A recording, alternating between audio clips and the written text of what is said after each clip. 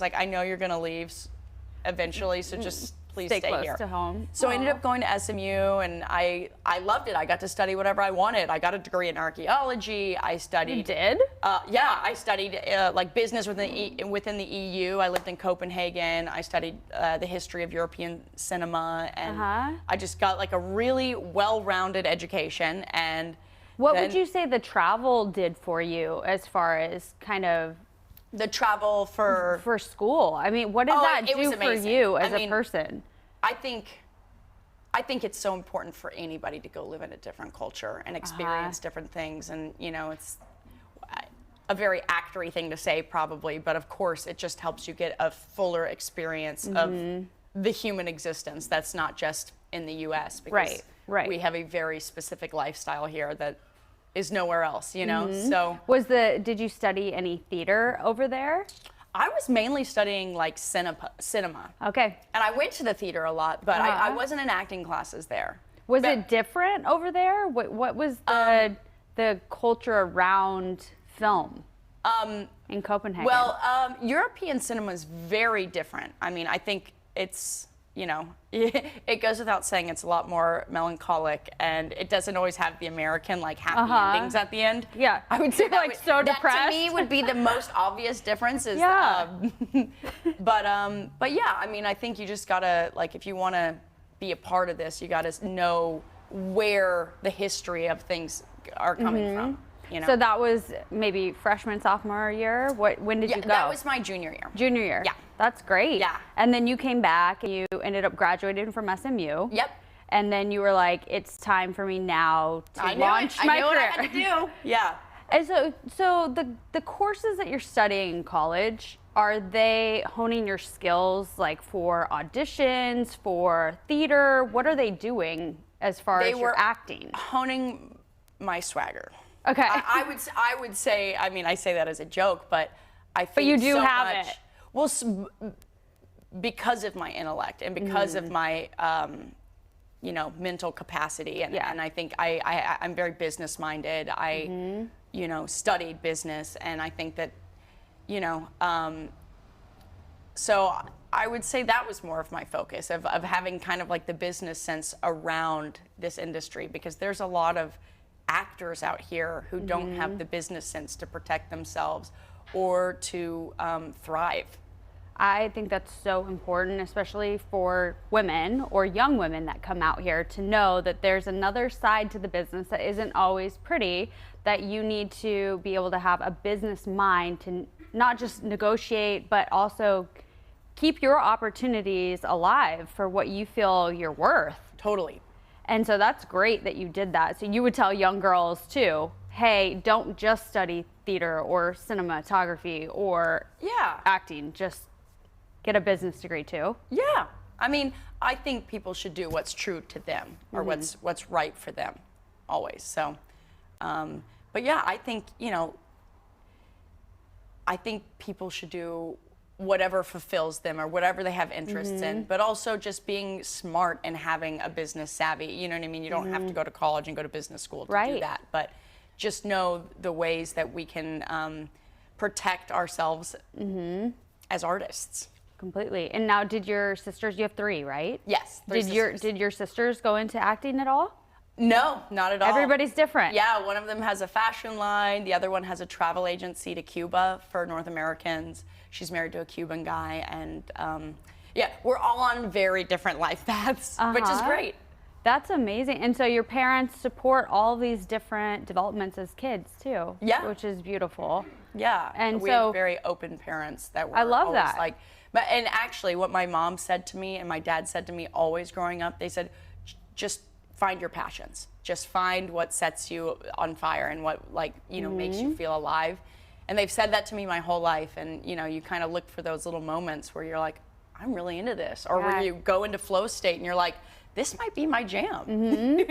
Yeah, and acting is definitely your lane. Yeah, so it is. I've seen your work, Cassie. I'm like blown away because your acting makes me just feel like I'm here with you, but you're playing characters, and it's a true talent. Thank you. Nobody can just do this. Thank you. But I know a little bit of your backstory too. When you came out here, so you moved after SMU. Yeah. You chose to go to acting school. Yes. And then you also chose to not go on any auditions, right? Until you had finished your schooling. Yeah, that's I rare. guess I was out here for like 2.5 years before I even like met with managers or was even interested. You know. Why did you do that? Because I wanted to like respect and know that I was doing it right and like walking the right path, and I didn't want to be one of those like kind of like wet behind the ears like girls that comes out here and they're like, okay, I'm ready to be like. Yeah. I didn't want to go into an audition and make a fool of myself, because it is a very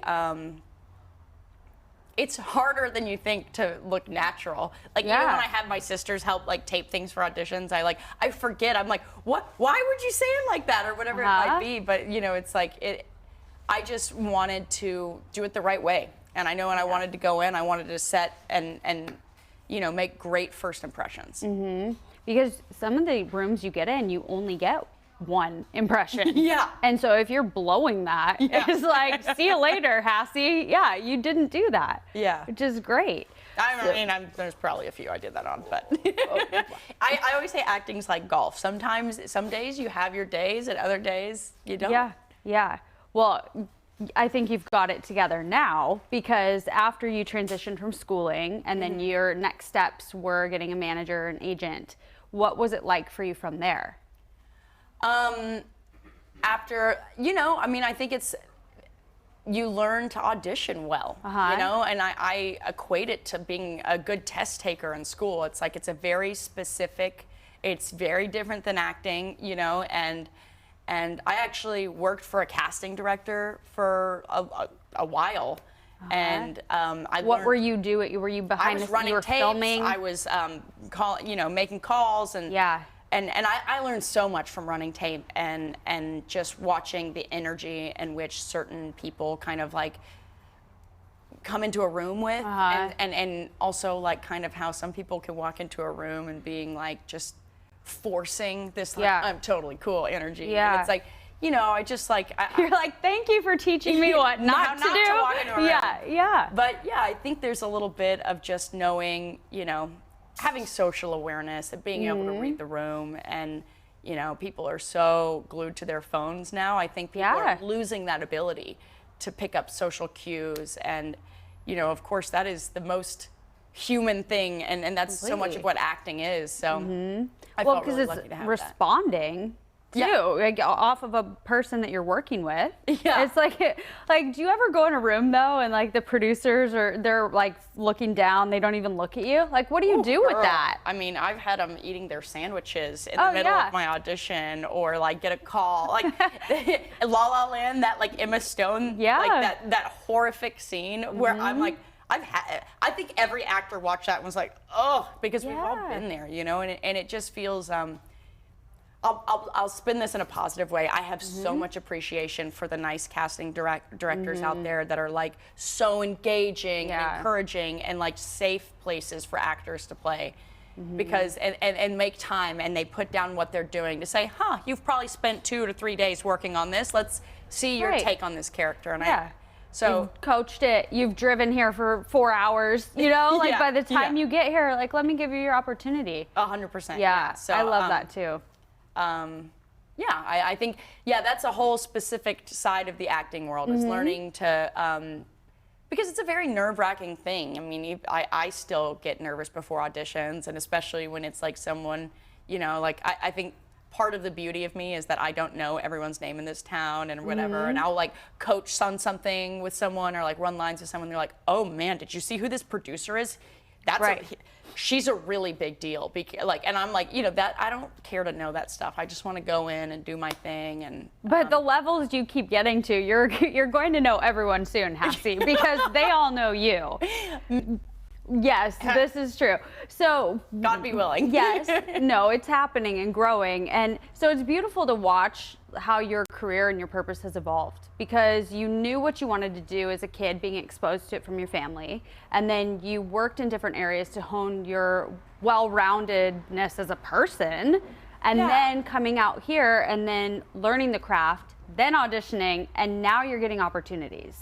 Yeah. So last year, let me just go over one thing. You had landed a pilot too, right? Yeah. And so a lot of times in this town, people don't understand what it means to shoot a pilot and then the whole like lotto of it getting picked up or not. Can you go ahead and explain that process? Just about how like pilots work Yep. and stuff. Yeah. So I guess you book a pilot and it's like the first episode, which basically is like a teaser. It's the first episode of any show, and the likelihood of it going to get season 1 is very rare, and the likelihood of getting season 2 is even rarer. But so basically you make the pilot and the networks watch the pilot and then they pick, I don't know statistically what it is, but it's actually a pretty low Number. a low percentage of what they actually pick up and carry to the first season. Yeah. So yeah, and I think a lot of actors, they do a lot of pilots before they ever get a show that goes to series, and like you said, it's like a lottery almost sometimes. Yeah. And so in some of those not getting picked up as actors, how do you pick yourself back up from that to the next step? I like a really famous quote from Finding Nemo, just keep swimming. I remember like calling my friend crying, and she just said, just keep swimming, just keep swimming. And I'm like, I now just put my head down and you just kind of keep going at it, because statistically, your numbers get higher and higher and closer and closer once you start like booking and doing stuff. And, you know, you got to just kind of leverage the momentum. Yeah. Well, you kept swimming, and then you got the audition for Tacoma FD. Yeah. And then what is the process of getting a call back for that and then maybe going to test? Can you explain that for people that don't understand that process? Yeah, so I guess, you know, like most auditions come across your desk via email. Yeah.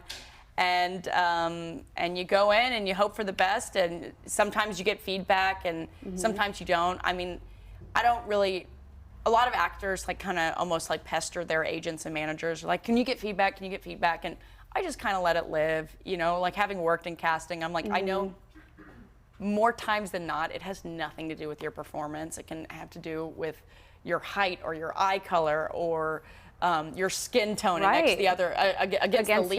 You know what I mean?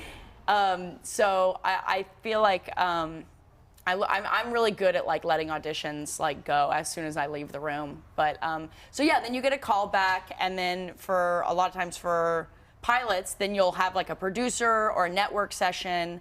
And, you know, those are the big, bad, scary ones that people talk about, because it's like 15 suits in a room, and it's not the warmest of rooms. It's like, you know, and now there's a lot of people that say, like, you know, they'll just use your audition tape, your original audition tape or your callback tape for the networks.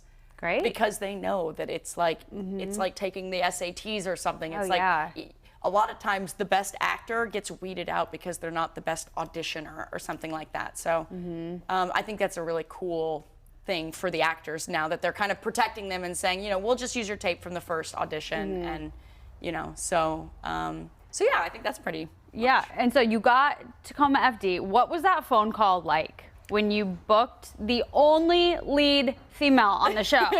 Like, you are with all these men. I was, you know, as soon as I got